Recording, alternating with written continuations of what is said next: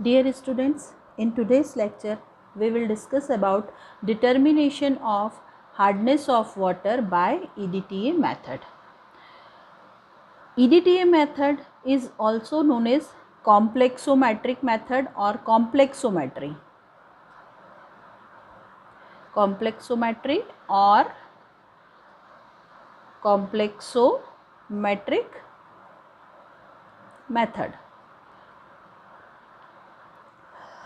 तो इस मेथड को EDTA मेथड इसलिए कहा जाता है क्योंकि इसमें हम EDTA यूज़ करते हैं, और इस मेथड को कॉम्प्लेक्सोमेट्री इसलिए कहा जाता है क्योंकि ये जो EDTA होता है it is a complexing agent. ये कॉम्प्लेक्स फॉर्म करता है मेटल आयन के साथ। तो ये जो मेथड है इसमें कॉम्प्लेक्स फॉर्मेशन होता है, इसीलिए इस मेथड को कॉम्प्लेक्सोमेट्री और कॉम्प्लेक्सोमेट्रिक मेथड भी कहा जाता है। तो लेक्चर के इस पार्ट में सबसे पहले हम डिस्कस करेंगे reagents used in this titration. इस टाइट्रेशन में, इस मेथड में कौन से रिएजेंट्स यूज़ किए जाते हैं। तो सबसे पहले हम बात करेंगे standard hard water, standard hard water की। स्टैंडर्ड हार्ड वाटर मीन्स हमारा नॉन सॉल्यूशन, जिसे हम नॉर्मल टाइट्रेशंस में बोलते हैं, नॉन सॉल्यूशन होता है। नॉन सॉल्यूशन या स्टैंडर्ड सॉल्यूशन किसे कहते हैं? तो स्टैंडर्ड सॉल्यूशन या नॉन सॉल्यूशन हम उस सॉल्यूशन को कहते हैं जिसका कंसंट्रेशन हमें पता होता है। तो यहाँ पर हम ले रहे हैं स्टैंडर्ड हार्ड वाटर। तो यहाँ पर ये जो स्टैंडर्ड हार्ड वाटर होगा, we know the hardness of this standard hard water, इसीलिए इसे हम क्या बोल रहे हैं? स्टैंडर्ड हार्ड वाटर कह रहे हैं, क्योंकि ये जो स्टैंडर्ड हार्ड वाटर होगा इसकी हार्डनेस हमको पता होगी। तो ये स्टैंडर्ड सॉल्यूशन कैसे बनाया जाता है? तो इसमें हम CaCO3 को 1 लीटर वाटर में डिज़ोल्व करते हैं। तो CaCO3 का अमाउंट जितना भी लिया जाता है उसी के हिसाब से हम इस सॉल्यूशन की स्ट्रेंथ बताते हैं। जैसे हमने बोला 1 ग्राम पर लीटर, इसका मतलब हुआ 1 gram CaCO3 is dissolved in 1 litre of water. हमने बोला 0.5 gram per litre is the strength of this standard hard water, means 0.5 gram of CaCO3 is dissolved in 1 litre of water. तो इस तरह से इस सॉल्यूशन की स्ट्रेंथ हमको पता होती है और इसका मतलब हमें हार्डनेस पता हो। 1 ग्राम of CaCO3 dissolve in 1 litre of water, तो हम इसे ऐसा भी कह सकते हैं 1000 milligram of CaCO3 dissolve in 1 litre of water. तो इसकी हार्डनेस क्या हो गई? 1000 मिलीग्राम पर लीटर। तो इसीलिए हम इसे कह रहे हैं स्टैंडर्ड हार्ड वाटर, क्योंकि we know the hardness of this water sample. अब मेरे प्रीवियस वीडियो में मैंने बताया था CaCO3 is insoluble in water. ये CaCO3 इनसॉल्यूबल होता है वाटर में। तो फिर यहाँ पर हम CaCO3 का सॉल्यूशन कैसे बनाएंगे? तो CaCO3 का सॉल्यूशन बनाने के लिए ये जो CaCO3 होता है it is first heated with HCl। इसे हम HCl के साथ हीट करते हैं। जब हम इसे HCl के साथ हीट करेंगे तो ये CaCl2 में कन्वर्ट हो जाता है, CaCl2 में कन्वर्ट हो जाता है, और ये जो CaCl2 बना है दिस इज़ वाटर सॉल्यूबल, तो ये पानी में डिज़ोल्व हो जाता है। तो CaCO3 का सॉल्यूशन अगर हमें बनाना है, CaCO3 की हेल्प से स्टैंडर्ड हार्ड वाटर बनाना है, तो CaCO3 को हमें HCl के साथ हीट करना होता है जब तक कि वो ड्राइनेस तक नहीं पहुंच जाए, जब तक वो ड्राई ना हो जाए, और उसके बाद उसमें हम वाटर मिक्स करके उसका सॉल्यूशन फॉर्म करते हैं। तो इस तरह से पहला सॉल्यूशन, पहला रिएजेंट हमारा है standard hard water. Now next reagent is EDTA। So full form of this EDTA is ethylene diamine tetra acetic acid. इस EDTA का फुल फॉर्म है ethylene diamine tetra acetic acid, EDTA।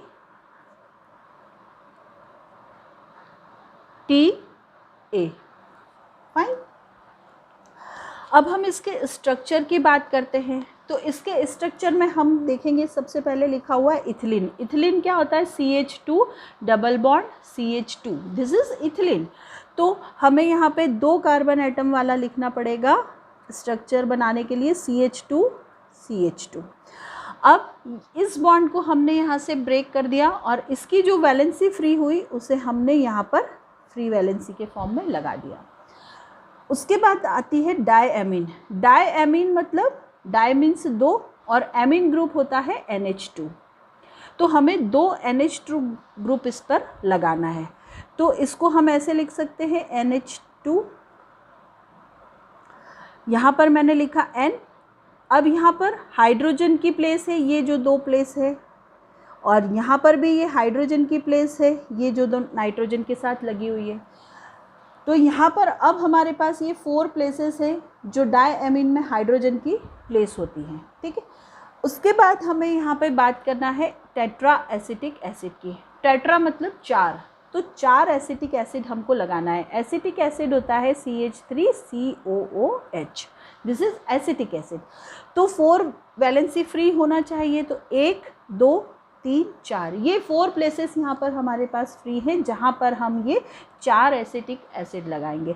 तो acetic acid को हम किस तरफ से attach करेंगे? इस कार्बन की तरफ से हमें अटैच करना पड़ेगा। तो जब हम इस कार्बन को यहाँ पर अटैच करेंगे तो इसकी वैलेंसी कितनी हो जाएगी? 5 हो जाएगी। तो इसीलिए हमें इसे क्या लिखना पड़ेगा? CH2COOH। तो यहाँ पर CH3COOH डायरेक्ट नहीं लिखना है हमें, हम यहाँ पर लिखेंगे CH2COOH, CH2COOH, CH2COOH, CH2COOH. So this is the structure of ethylene diamine tetraacetic acid, or we can say this is EDTA. अब ये जो EDTA होता है, जब हम कॉम्प्लेक्सोमेट्रिक टाइट्रेशन में इसे यूज़ करते हैं तो हम EDTA का सॉल्यूशन यूज़ नहीं करते हैं। वो इसलिए यूज़ नहीं किया जाता है क्योंकि EDTA का सॉल्यूशन वाटर में कम्प्लीटली सॉल्यूबल नहीं होता है, ठीक है। वाटर एक पोलर सॉल्वेंट है और ये जो है नॉन पोलर ऑर्गेनिक है, तो ये जो है कम्प्लीटली डिज़ोल्व नहीं होता है वाटर में। तो इसकी जगह पर हम यूज़ करते हैं डाइसोडियम सॉल्ट ऑफ EDTA। इसे हम Na2EDTA भी लिखते हैं। इसका मतलब हुआ डाइसोडियम सॉल्ट ऑफ EDTA। तो ये जो सोडियम सॉल्ट यूज़ किया जाता है तो इसका स्ट्रक्चर कैसा होगा? हमें फिर से बनाना होगा CH2 CH2N CH2COO। यहाँ से हम हाइड्रोजन हटा के इस हाइड्रोजन को यहाँ से हमने रिमूव करना है और इसकी जगह एक हमने सोडियम लगा देना है, CH2COOH। इसे ऐसे ही रहने देना है। उसके बाद यहाँ नाइट्रोजन हमने लगाया,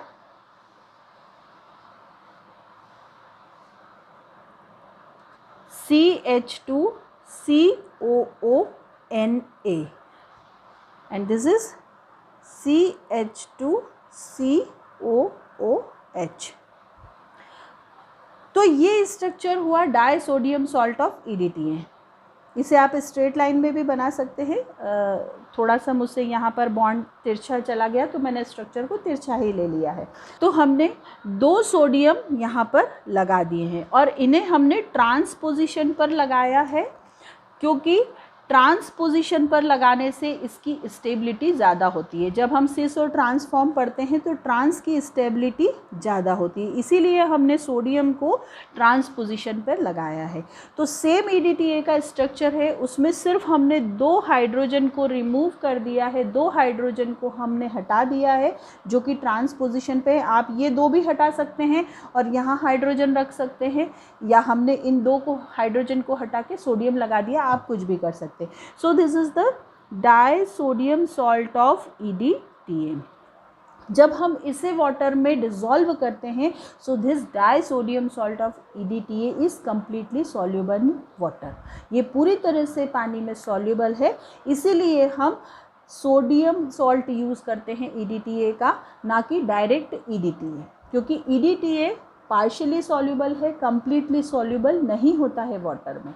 उसके बाद हम बात करेंगे मेटल EDTA कॉम्प्लेक्स की। तो ये जो EDTA यहाँ पर हम यूज़ करते हैं, EDTA is a hexadentate ligand सकता है। इसमें 6 साइट्स ऐसी हैं जो मेटल आयन के साथ कंबाइन हो सकती हैं। वो 6 साइट कौन कौन सी होती हैं, ये स्ट्रक्चर आप देखिए। इसमें यहाँ पर नाइट्रोजन के पास 2 लोन पेयर होता है, दोनों को मिला के एक लोन पेयर इस नाइट्रोजन का, एक लोन पेयर इस नाइट्रोजन का। यहाँ से ये 2 लोन पेयर हमको मिल जाते हैं, मतलब ये एक साइट हो गई, ये दूसरी साइट हो गई। उसके बाद ये वाटर में आयोनाइज हो जाएगा। तो जो हमने ग्रुप देखा था CH2COOH, उसमें हमने क्या करा, अगर हम हाइड्रोजन निकाल देते हैं CH2COOH, ये जो हमारा ग्रुप था एसिटिक एसिड वाले, जो टेट्रा एसिटिक एसिड के 4 हमने लगाए थे, इसमें से अगर हाइड्रोजन निकल जाता है तो ये हमें क्या मिल जाता है, CH2COO। तो इस तरह से ये 4 साइट हमको ये एसिटिक एसिड से मिल जाती हैं। 1 2 3 4, दीज आर द 4 साइट्स। ये 4 साइट्स हमको कहाँ से मिली है, एसिटिक एसिड से। यहाँ 4 साइट से मेटल के साथ ये कंबाइन हो सकता है, और 2 साइट जो है नाइट्रोजन से हमें मिलती है, जहाँ से ये मेटल के साथ कंबाइन हो सकता है।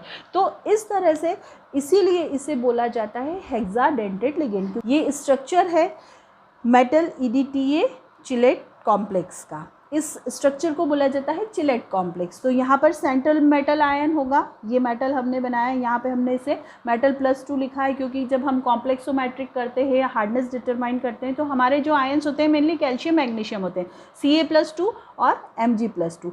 अब ये मेटल आयन के साथ कौन कंबाइन होगा, कौन कॉम्प्लेक्स फॉर्म करेगा, EDTA। सो इथिलीन, ये लगा हुआ इथिलीन, डायएमीन के 2 नाइट्रोजन इसके साथ अटैच है, और उसके बाद इस नाइट्रोजन से ये 2 वैलेंसी हमें दिख रही है जिनके साथ एसिटिक एसिड वाले ग्रुप अटैच हैं। तो CH2COO CH2COO, ये ऑक्सीजन मेटल के साथ कंबाइन होगा, यहाँ से ये फिर से मेटल के साथ अटैच होगा। सिमिलरली इस नाइट्रोजन पे 2 एसिटिक एसिड वाले ग्रुप लगे हुए हैं, CH2COO, ये ऑक्सीजन मेटल के साथ कंबाइन हुआ, CH2COO, ये मेटल के साथ कंबाइन हुआ। तो 2 नाइट्रोजन और 4 ऑक्सीजन यहाँ से मिलकर ये मेटल के साथ कॉम्प्लेक्स फॉर्म करते हैं। तो ये जो स्ट्रक्चर है, ये किसका स्ट्रक्चर है, मेटल EDTA चिलेट कॉम्प्लेक्स का। Fine. Next reagent is indicator. So in this titration we use Eriochrome black tea as indicator, इसे हम EBT भी कहते हैं, ठीक है। तो ये एक मेटल आयन इंडिकेटर है Eriochrome black tea, और हम इसका स्ट्रक्चर देखें।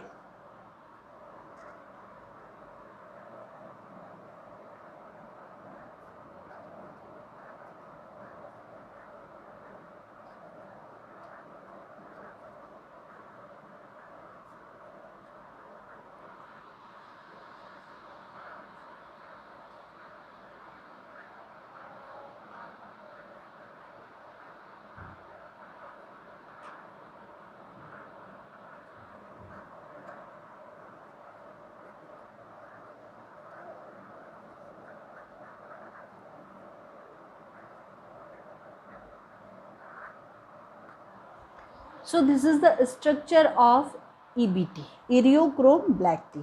ये एक मेटल आयन इंडिकेटर है, इसका IUPAC नाम होगा सोडियम 1,1-हाइड्रोक्सी 2-नेफ्थाइलेजो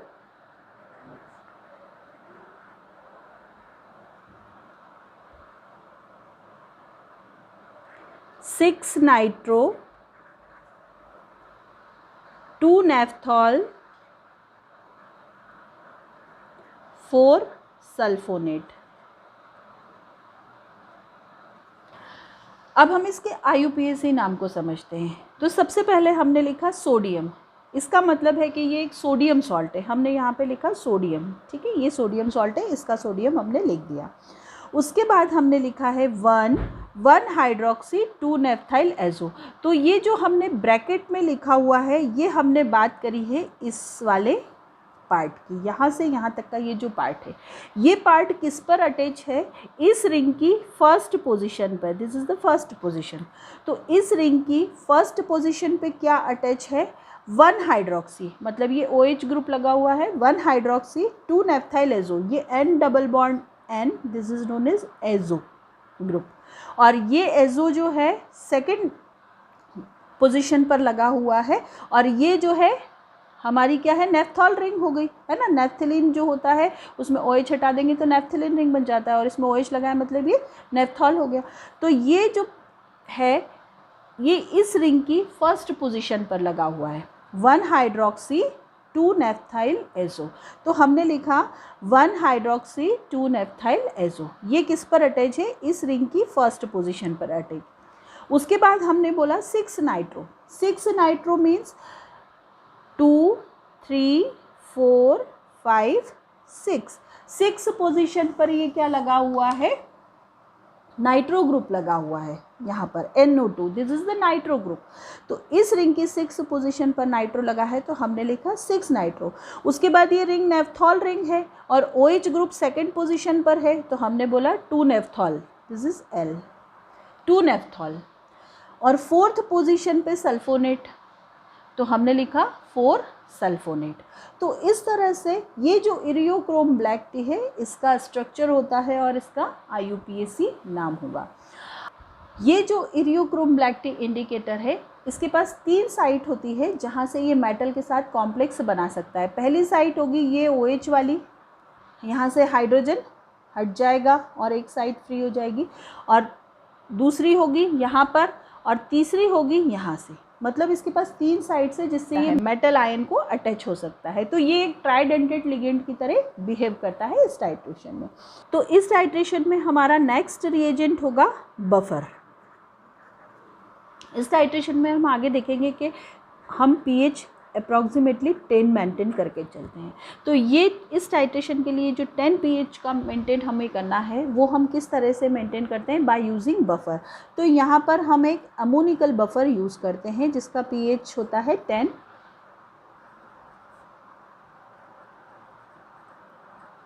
और ये क्या करता है, इस सॉल्यूशन के pH को भी 10 पर मेंटेन करके रखता है। इस अमोनिकल बफर को बनाने के लिए हम कैलकुलेटेड अमाउंट में NH4Cl, अमोनियम क्लोराइड और अमोनियम हाइड्रोक्साइड को मिक्स करते हैं, ठीक है। इससे जो हमें सॉल्यूशन मिलता है उसका pH होता है 10, और उसकी हेल्प से हम बफर सॉल्यूशन बना के सॉल्यूशन को, टाइट्रेटिंग सॉल्यूशन जो हमारा होता है उसको हम 10 पर मेंटेन करते हैं। अब इस 10 pH का क्या सिग्निफिकेंस है, हम क्यों ये 10 pH इस टाइट्रेशन में मेंटेन करके रखते हैं, तो इसका कारण हमारे इंडिकेटर से जुड़ा हुआ है। सबसे पहली बात, ठीक है, हम इंडिकेटर यूज़ कर रहे हैं इरियोक्रोम ब्लैक टी, ये एक मेटल आयन इंडिकेटर है। ये जो इंडिकेटर है इरियोक्रोम ब्लैक टी, अलग अलग pH पर इसका अलग अलग कलर होता है। तो जब हम pH एसिडिक साइड पर जाती है, जिससे हमने बताया कि 9 to 11, अबव 11 एंड बिलो 9, हमने ये एक रेंज बताई, ठीक है। तो अलग अलग pH की रेंज है ये। एक हमने बताया ये एसिडिक साइड पे हम मूव कर रहे हैं, ये अल्कलाइन साइड पे हम मूव कर रहे हैं, और ये इन बिटवीन हम रह रहे हैं। तो बिलो 9 pH जब होती है, मतलब हम एसिडिक साइड पर जैसे मूव करते जाते हैं, तो इस इंडिकेटर का कलर होता है रेड। जब हम 9 to 11 की रेंज में होते हैं, इस इंडिकेटर का कलर होता है ब्लू, और जब हम अबव 11 जाते हैं, हायर pH की तरफ जाते हैं, तो इस इंडिकेटर का कलर होता है ऑरेंज। अब इस टाइट्रेशन में हम देखेंगे कि जो मेटल EBT कॉम्प्लेक्स होता है उसका कलर बनता है वाइन रेड। ये जो कॉम्प्लेक्स बनेगा मेटल और EBT का वो होता है वाइन रेड। अब अगर हमारा कलर चेंज होगा वाइन रेड टू रेड, तो ये इजीली डिस्टिंग्विश नहीं होता है। वाइन रेड से ऑरेंज में अगर हम कलर चेंज करते हैं तब भी हमें थोड़ा सा कलर डिस्टिंग्विश करने में प्रॉब्लम आता है। लेकिन अगर टाइट्रेशन में एंड पॉइंट पर wine red to blue colour change होता है तो ये हमको ईजीली विजिबल होता है और इस वजह से हमें एक शार्प एंड पॉइंट मिल जाता है। हम एग्जैक्टली इसको समझ पाते हैं कि कलर चेंज हो गया है वाइन रेड से ब्लू। तो एक ये रीज़न होता है कि हम यहाँ पर इस पीएच को मेंटेन करके रखते हैं जो कि पीएच होता है 10। दूसरा एक रीज़न और है कि अगर हायर पीएच इस टाइट्रेशन में हम रख लेते हैं अबाउ 10, तो जो कैल्शियम आयन है उसका क्या होता है, प्रेसिपिटेशन हो जाता है और उसके प्रेसिपिटेट फॉर्मेशन होने की वजह से हमारा रिज़ल्ट गलत आ सकता है। अब लास्ट जो रिएजेंट है हमारा वो होता है water sample. So last reagent is water sample. Water sample मतलब ये वो वाटर का सैंपल है जो हमें दिया जाएगा and we have to determine hardness of this water sample. तो इस कॉम्प्लेक्सोमेट्रिक टाइट्रेशन में हमें वाटर की हार्डनेस पता लगानी होती है। ये जो वाटर सैंपल हमें गिवन है हम इसकी हार्डनेस पता लगाएंगे और हार्डनेस पता लगाने के लिए जो सॉल्यूशंस हम यूज़ करते हैं वो होता है स्टैंडर्ड हार्ड वाटर सॉल्यूशन, पहला हमने देखा था। उसके बाद हमें एक इंटरमीडिएट दिया जाता है EDTA सॉल्यूशन। उसके बाद हमारे पास इंडिकेटर होता है EBT और उसके अलावा एक होता है बफर, और ये बफर सॉल्यूशन हम यूज़ करते हैं पीएच को मेंटेन करने के लिए। तो इन सॉल्यूशंस की हेल्प से हमें इस वाटर सैंपल की हार्डनेस पता लगानी होती है। अब हार्डनेस पता लगाने के लिए जो प्रोसीजर फॉलो करना होगा और इस मेथड कॉम्प्लेक्सोमेट्री का क्या प्रिंसिपल होता है ये हम नेक्स्ट पार्ट में डिस्कस करेंगे। तो डियर स्टूडेंट, अगर आपको मेरा वीडियो पसंद आया हो तो इसे लाइक कीजिएगा, शेयर कीजिएगा और मेरे चैनल को सब्सक्राइब कीजिएगा।